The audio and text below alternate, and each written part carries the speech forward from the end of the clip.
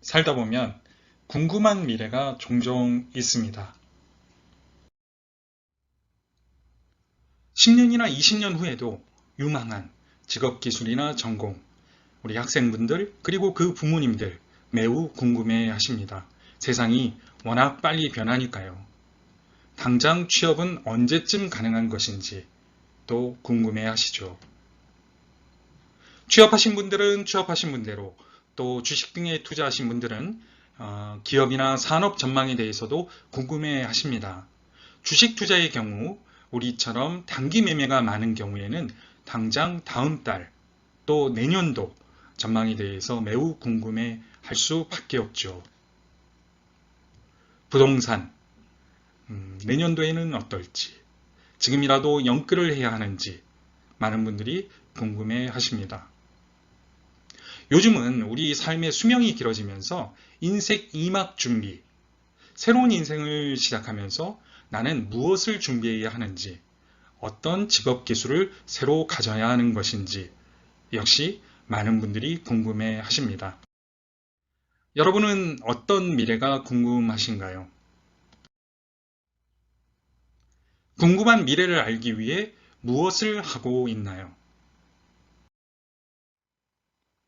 신뢰할 만한 작가, 기관의 보고서 또는 책을 통해서 10년 뒤, 20년 뒤 미래에 대한 식견을 가지고자 애쓰는 분들 많이 있습니다. 전문가의 강연을 들으면서 미래의 힌트를 얻고자 노력하시는 분들도 많이 계시죠. 요즘은 동영상 컨텐츠가 워낙 잘 되어 있잖아요. 필요한 컨텐츠를 찾아서 미래의 힌트를 얻어가는 분들 많이 계십니다. 또 지금은 어떤 국내 트렌드만 가지고는 부족할 때가 많이 있습니다. 글로벌 트렌드를 찾아서 네트워크도 동원하고요. 여러 가지 자료를 찾는 분들 많이 계실 겁니다. 우리 동네에는 무엇이든 물어보면 답해 주시는 분들이 간혹 계시잖아요.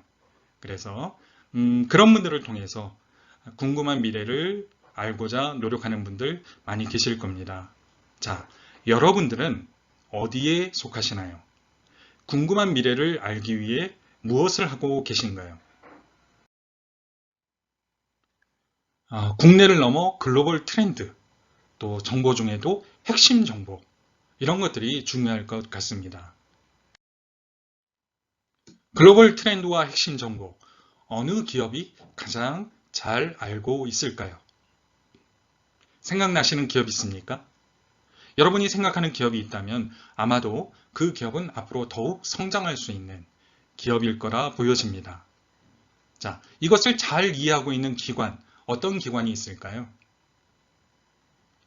이번에는 국가 단위로 한번 생각해 보겠습니다.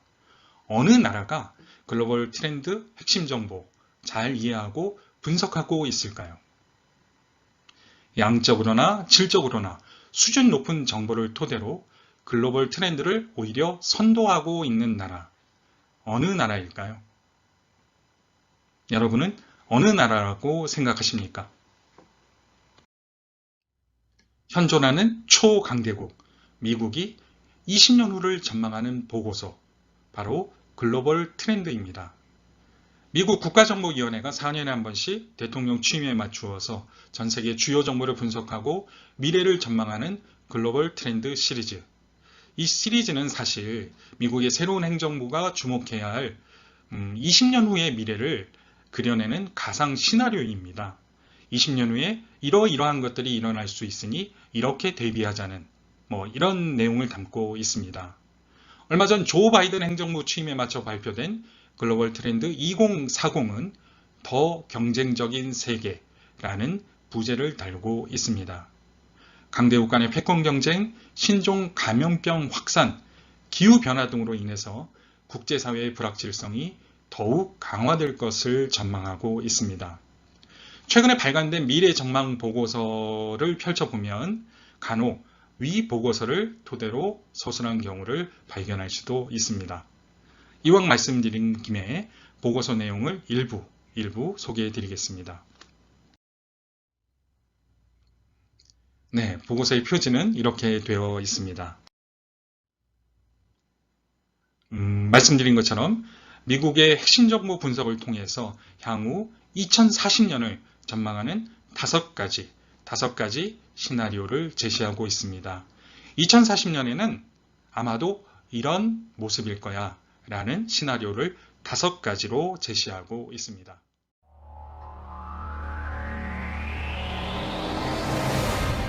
미국이 전망하는 2040년, 미국과 동맹국이 주도하는 민주주의 르네상스입니다. 미국이 전망하는 2040년 첫 번째 시나리오는 미국과 동맹국이 주도하는 민주주의 르네상스입니다. 2030년대 중반까지 미국과 유럽, 아시안의 동맹국이 인공지능, 로보틱스, 사물인터넷, 바이오테크, 에너지 저장, 3D 프린팅과 같은 첨단 기술 분야의 글로벌 리더로 자리매김할 것으로 보고 있습니다. 첫 번째 시나리오였습니다.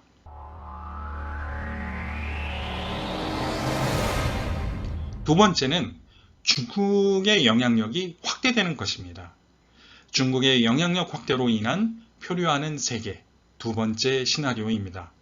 중국이 주도하지만 확실한 국제적 우위를 점하지 못한 상태의 시나리오입니다. 중국이나 주요 비정부 기구들이 기존의 국제 규칙과 제도를 무시하면서 국제사회는 방향성을 잃고 혼란에 빠질 것이라 우려하고 있습니다. 경제 성장은 둔화되고 사회적 분열이 확대되며 불안정성이 커질 것으로 전망하고 있습니다. 미국이 전망하는 2040년 두 번째 시나리오였습니다.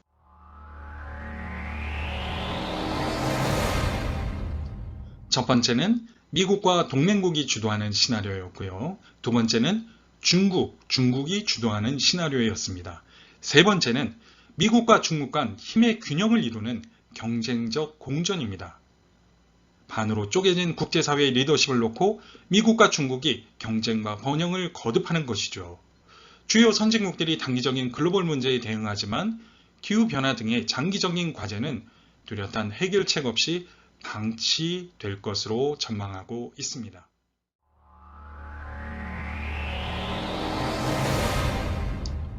미국이 전망하는 2040년, 기존의 세계화가 붕괴되고 잘게 쪼개지는 세분화된 국제사회입니다.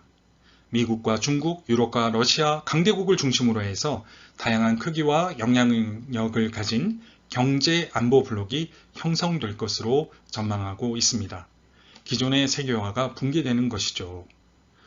그런데 만약 이 시나리오대로 2040년 흘러간다면 우리나라로서는 생각할 점이 참 많아집니다. 왜냐하면 우리나라는 무역 비중이 매우 높잖아요. 그런데 세계화가 무너지고 잘게 쪼개어진다면 무역을 하기가 아무래도 더욱 어려워질 수 있을 것으로 보입니다. 때문에 이렇게 된다면 우리의 2040년은 좀 힘들어질 수도 있을 것으로 전망됩니다. 미국이 전망하는 2040년 마지막 다섯 번째 시나리오는 환경재앙입니다. 지구온난화, 그로 인한 환경재앙입니다. 미국은 2040년에 환경재앙이 올 수도 있다고 전망하고 있는 것입니다. 보고서를 통해 살펴보면 2040년에 이르러 환경재앙으로 인해 전 세계가 기근 문제에 직면할 수 있다고 기록하고 있습니다. 주요 작물 생산에 차질이 빚어지면서 식품 가격이 상승하고 각국이 경쟁적으로 식량을 비축하는 등 심각한 혼란에 빠집니다. 상상하기도 버거운 시나리오입니다. 근본적인 생존의 위협이 현실화되면서 EU와 중국, 비정부 기구들이 이때서야 기후변화, 자원고갈, 빈곤, 식량 이러한 글로벌 문제 해결을 위한 변화를 주도하게 될 것이라는 시나리오입니다. 총 5가지 시나리오. 여러분은 어떠셨습니까? 뻔한 시나리오였습니까? 아니면 새로운 시각의 시나리오였나요? 요약합니다. 소개해드린 5가지 시나리오. 미국에서 전망하는 2040년 그 5가지 시나리오 기저에는 미국과 중국 간의 패권 경쟁, 그리고 기후변화에 대한 위기의식이 자리하고 있습니다. 특히 기후변화로 인한 환경재앙 우려가 날로 심각해지고 있다는 것을 확인할 수 있습니다. 혹자는 지나치게 미국을 중심으로 하는 서구 진영의 인식과 전망을 담았다라고 치부할 수도 있겠습니다. 그러나 초강대국인 미국의 장기 전략과 연계된다는 점 때문에 저는 글로벌 트렌드 보고서를 더욱 주목합니다. 당장 미국의 조 바이든 대통령은 2021년 8월에 전기차 등 무공해 자동차의 신차 판매의 비중을 2030년까지 쭉 끌어올리는 목적의 행정명령에 서명한 바 있습니다. 기후변화에 대한 우려, 환경재앙에 대한 우려가 정책으로 반영되고 있는 것입니다. 뿐만 아니라 EU 집행위는 온실가스 감축 목표를 상향 달성하기 위한 각종 정책을 발표하고 있습니다. 2035년부터는 기존 내연기관의 신차 판매를 아예 금지하고 전기차의 충전소 보급을 확대하는 등의 전기차 판매 촉진 정책을 다수 포함하고 있습니다. 이것이 글로벌 트렌드인 것이죠. 이러한 흐름 속에서, 이러한 트렌드 안에서 전기동력 이동수단 UAM이 부상하고 있습니다. 친환경 미래 신성장 동력, 이런 이름으로 UAM이 인정받고 있습니다. 많은 주요 국가가 이 시장을 선점하기 위한 계획과 지원 정책을 앞다퉈 발표하고 있는데요. 그중 이유는 다른 국가들보다 빠르게 UAM 인증 체계를 구축하면서 산업체 요구에 발빠르게 대응하고 있습니다. 구체적으로 이 회사는 2019년부터 eVTOL 인증 기준을 개발하고 제정해 왔는데요. 이미 블록콥터사의 설계 조직 승인과 설계 검증 보고서를 발행한 바 있습니다. 미국도 당연히 예외일 리 없습니다. 전기동력 이동수단인 eVTOL 국산화와 상용화를 위해서 범국가 차원의 민간 기업에 집중적으로 지원하고 있습니다. 과거 소형 드론 시장을 중국에게 주도권을 뺏긴 경험이 있습니다. 때문에 UAM 시장만큼은 주도권을 놓지 않으려는 강한 의지와 정책 지원을 보여주고 있습니다. 이러한 트렌드, 이러한 흐름을 읽고 전 세계 글로벌 컨설팅 폼에서 많은 자료를 내놓고 있습니다. 지금 화면에 보시는 내용도 그중 하나인데요. 좀 글씨가 작으신 분들은 제 책에 있는 내용이니까요. 책의 내용을 참조하시면 되겠습니다. 도시별 연도별 UAM 이용객 수 전망입니다. 어떤 도시가 UAM을 많이 이용할 것인지를 전망하고 있는데요. 순서대로 보면 도쿄, 상하이, 뉴욕, 베이징, 그리고 서울이 5번째입니다. KPMG에서는 서울이 전 세계 5번째로 UAM을 많이 이용할 도시로 선정하고 있네요. 네, 흥미롭지 않으신가요? 여러분들은 어떻게 생각하시는지 궁금합니다. 도시방공교통 UAM, 도대체 뭘까요? 뭘 말하는 걸까요? 제가 2021년 1월 1일, 벌써 꽤 됐네요. 그때 올려둔 영상 함께 보시겠습니다.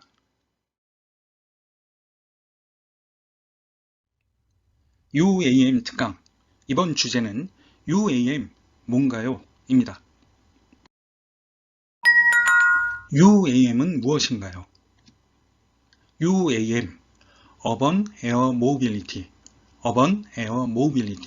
도심 항공교통.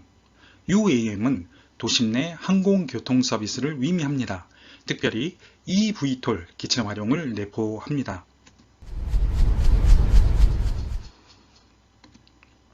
도시권역 30에서 50km 사이의 이동거리를 비행 목표로 합니다.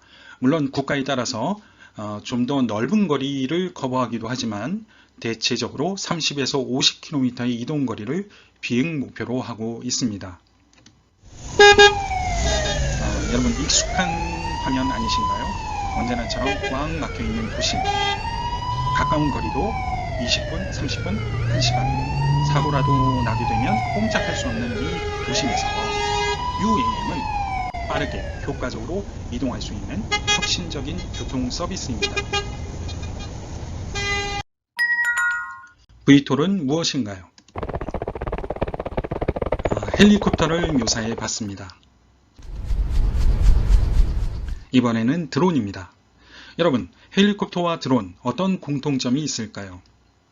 여러 가지 공통점이 있을 수 있지만 중요한 공통점은 수직으로 이륙하고 착륙한다는 것입니다. Vertical Takeoff and Landing, 수직으로 이착륙하는 방식, 줄여서 VTOL로 호칭합니다. 관련해서 CTOL, Conventional Takeoff and Landing, 우리가 일반적으로 보아왔던 항공기처럼 활주로를 활용해서 이륙하고 착륙하는 방식입니다. 한 가지 더, STOL이 있습니다. 활주로의 길이를 줄인 방식입니다. 이처럼 이착륙하는 방식은 VTOL, CTOL, STOL 세 가지 정도로 설명할 수 있는데요. UAM에서는 VTOL이 중요합니다. Vertical Takeoff and Landing. 왜냐하면 도심에서는 활주로를 갖추기가 현실적으로 어렵습니다. 때문에 수직으로 이착륙하는 것, 그것이 중요한 것이죠. VTOL은 UAM과 매우 밀접한 방식으로 현재 주목받고 있습니다. UAM 관련 도전은 언제부터 시작되었을까요? 하늘을 나는 차, 플라잉카는 1917년 미국의 글렌 커티스가 개발한 오토플레인을 그 시초로 보고 있습니다. 자, 당시 설계도인데요. 물론 그 당시에 비행은 불가능했던 것으로 전해집니다. 다만 하늘을 날고자 하는 욕망, 땅 위를 달리던 자동차가 하늘을 날고자 하는 욕망은 100여 년 전부터 이어져 왔던 것입니다. 그 외에도 영화 백투더 퓨처 제5원소 수많은 영화에서 플라잉카가 등장합니다. 하늘을 나는 차는 인류가 열망하는 기술적 지향점 중 하나로 여겨져 왔습니다. 수많은 잡지에 묘사된 플라잉카, 하늘을 나는 차입니다. 최근에 와서 소재 배터리 제어 항법, 핵심 기술이 발전을 거듭하면서 도심 항공교통 UAM은 이제 실현 가능한 차세대 모빌리티로 부상하고 있습니다. 그동안 상상이나 열망에서 이제 현실적으로 기술과 경제성을 검토하는 단계로 진화한 것입니다.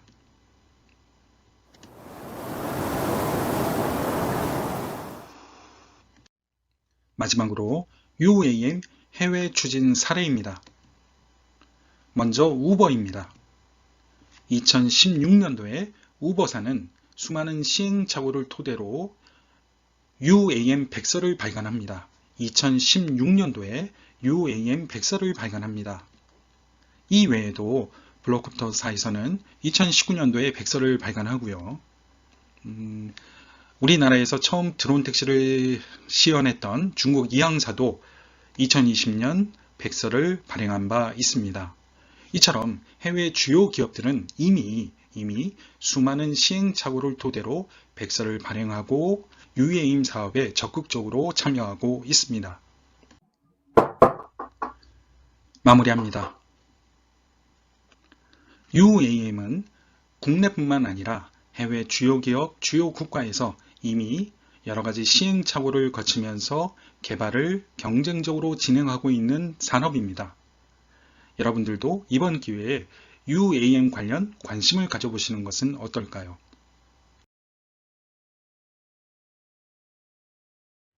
도심항공교통 UAM이 우리의 삶 속으로 들어온다면 우리들 삶은 어떻게 변화될까요? 많은 것이 변화되겠지만 이동시간 측면의 변화를 한번 가정해 보겠습니다. 이런 상황 가정해 보시죠. 우리가 도심 안에서 가령 여의도에서 수서역까지 급하게 이동해야 하는 상황 생길 수 있겠죠. 도심 안에서 여의도에서 수서역까지 급하게 이동해야 하는 상황. 현재라면 우리는 어떤 교통편을 이용할 수 있을까요? 여의도 현 위치에서 자가용을 타고 이동할 수 있겠습니다. 급한 만큼 택시를 이용할 수도 있겠네요. 그런데 아시는 것처럼 자가용이나 택시는 교통 정체와 맞물리면 답이 없는 경우가 종종 발생합니다. 때문에 좀 늦더라도 더 늦지 않는 지하철을 이용할 수도 있겠습니다. 버스를 이용할 수도 있겠고요. UAM이 우리의 삶 속으로 들어온다면 휴대폰을 엽니다.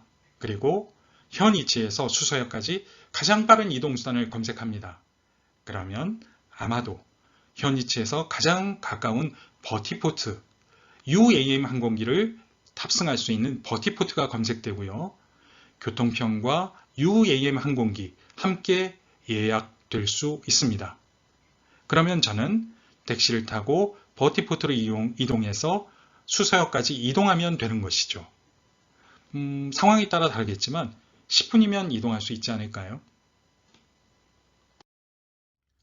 이번에는 출퇴근 상황을 가정해 보겠습니다. 경기도 광주시에 위치한 집에서 서울 여의도까지 출퇴근해야 한다면 이동 시간을 얼마나 잡아야 할까요? 정확한 위치에 따라 다르겠지만 대중교통을 이용한다면 버스나 지하철을 이용하면 대략 편도 2시간 정도 소요될 것 같습니다. 왕복 4시간 정도는 잡아야 할 것 같은데요. 자가용을 이용한다면 대략 45km 정도를 가정했을 때 빠르면 1시간이지만 역시 막히면 답이 없을 것 같습니다. UAM이 우리의 삶 속으로 들어온다면 휴대폰을 엽니다. 그리고는 경기도 광주시에 위치한 집에서 여의도까지 가장 빠른 교통수단을, 이동수단을 검색합니다. 그러면 아마도 경기도 광주시에 위치한 버티포트, 여의도 목적지 인근 내 버티포트가 검색될 거고요. UAM 항공기와 연계 교통편까지 한 번에 예약되고 결제될 것입니다. 그러면 30분이면 이동 가능하지 않을까요? 그때쯤이면 전원주택을 원하면서도 굳이 서울 인근에서 살아야 할 이유가 많이 없어질 것 같습니다. UAM이 우리의 삶 속에 들어오면 부동산 시장도 큰 변화가 있지 않을까요? UAM 주요 용어에 대해서 말씀드리겠습니다. 새로운 산업이 등장하고 계속해서 발전하다 보면 수많은 용어가 등장하고 사라지고 의미가 업데이트 되곤 합니다. 때문에 좀 복잡하고 난해하죠. 또 중요한 용어가 해외에서 들어오다 보니까 더욱 낯설게 느껴지기도 합니다. 그래서 몇 가지 주요한 용어에 대해서 말씀드리겠습니다. 먼저 플라잉카입니다. 플라잉카, 우리 자주 쓰는 용어이기도 하는데요. 도로 주행과 공중 비행이 모두 가능한 자동차 플라잉카입니다. 자료에 따라서는 하늘을 나는 이동수단의 대명사로 통용되기도 합니다. UAM을 일부 플라잉카라는 용어로 활용하는 자료도 있곤 합니다. 자, 그 다음 드론 택시. 드론 택시, 한동안 많이 사용했던 용어인데요. 무인 조종 및 자율 비행을 전제로 한 대중교통 서비스를 의미합니다. 드론, 무인 조종, 자율 비행, 이런 의미를 담고 있잖아요. 택시, 대중교통, 이 의미를 합쳐서 드론 택시, 한동안 자주 사용했던 용어인데요. 이 비톨 등의 미래 이동수단을 택시처럼 활용하자는 의미를 담고 있습니다. 그 다음 PAV, 여러분 들어보신 적 있나요? 개인용 항공기입니다. 우리가 대중교통에 택시가 있는 반면 개인용 자가용이 있는 것처럼 개인용 항공기, 개인 소유가 가능한 수준으로 소형화, 조종이 단순한 비행체를 의미합니다. 자료에 따라서는 eVTOL과 유사한 의미로 사용하기도 합니다. 개인적으로 전작에서는 PAV를 그렇게 사용하기도 했습니다.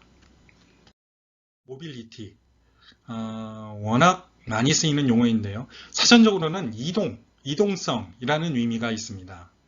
일반적으로 사람들의 이동을 편리하게 하는 데 기여하는 각종 서비스나 이동수단, 이런 것들을 폭넓게 이야기합니다.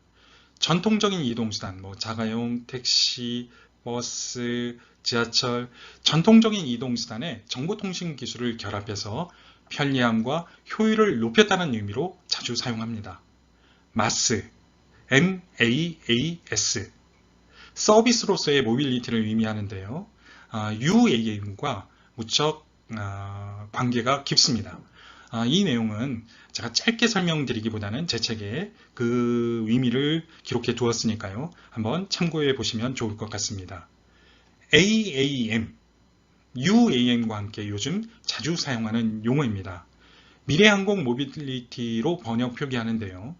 이 비톨처럼 혁신적인 항공기를 이용해서 항공 서비스가 부족했던 지역의 주민이나 화물을 안전하고 편리하게 이동시키고자 하는 미국 나사의 비전이 담긴 용어입니다. 앞으로도 많이 활용될 용어입니다. 버티포트, 꼭 기억하실 만한 용어가 나왔습니다. 쉽게 말씀드리면 UAM 항공기를 타고 내릴 수 있는 UAM 터미널, 그쯤으로 생각하셔도 좋을 것 같습니다. 공항에 가서 우리가 항공기를 타고 내릴 수 있는 것처럼, 시외버스 터미널에 가서 시외버스를 타고 내릴 수 있는 것처럼 UAM 항공기를 타고 내릴 수 있는 것, 버티포트입니다. UAM 회랑, 하늘길로 말씀드릴 수 있습니다. UAM 항공기가 날아가는 길입니다. UAM 교통관리 체계, 거리에는 신호등이 있는 것처럼 UAM 항공기가 운영되기 위해서는 교통관리 체계가 필요하죠. 그것을 의미합니다. 승객 드론, 배달 드론.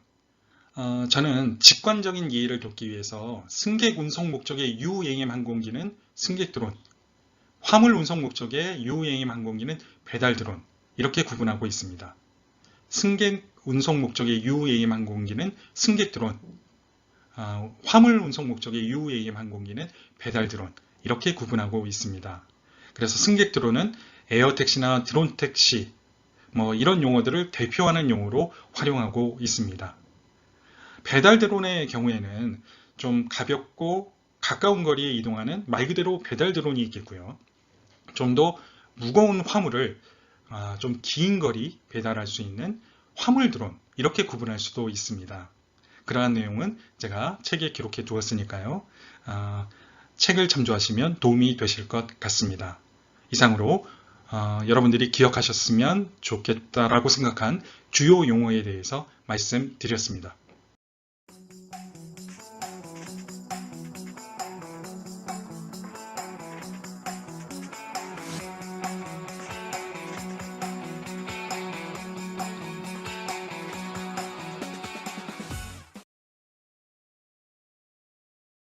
저는 이제 가끔 저도 제가 이렇게 만든 책에 대해서 과연 어떤 느낌을 가지고 계실지에 대해서 좀 궁금합니다.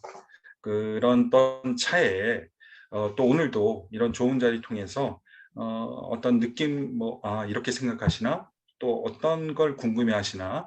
이런 것들의 일말을 또 저도 확인하게 돼서 굉장히 좋은 자리였고요. UAM은 어쨌든 새롭게 시작하는 분야이니까요. 우리가 한번 기대를 가지고 잘 지켜보면서 그 기술을 우리가 충분히 함께 누릴 수 있었으면 하는 바람입니다. 또 마지막으로 제 채널에 또 구독해 주시고 또 와서 영상도 참조해 주시면 대단히 감사하겠습니다. 고맙습니다.